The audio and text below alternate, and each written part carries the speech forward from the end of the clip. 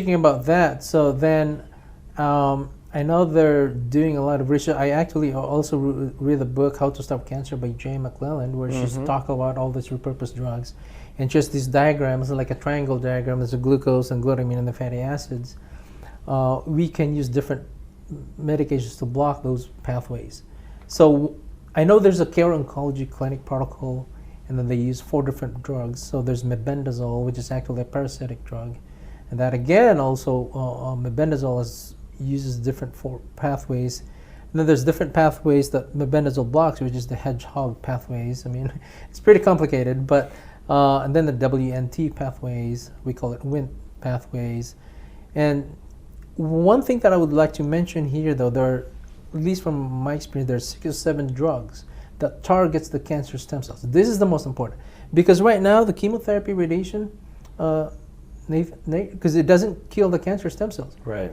So important to know, doxycycline is just an antibiotic, which again is an old antibiotic, but it's a broad spectrum antibiotic. It actually kills the cancer stem cell, targets the cancer stem cell.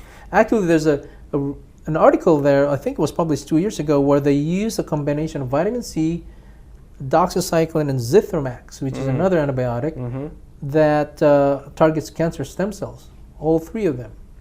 So, and then, so I mentioned 2, doxycycline, zithromax, mebendazole, the parasite drug that we give, also targets the cancer stem cell. And then in our clinic, we got WNT inhibitor. WNT inhibitor is pretty interesting because I mentioned, so WNT is a pathway where normal cell uses for growth, for regeneration, for repair. But in cancer cells, they use it mainly for growth. When you block that pathway, you essentially kill the cancer stem cell, also shrinks the tumor, right? We hope you enjoyed this short excerpt from the Health and Healing Club.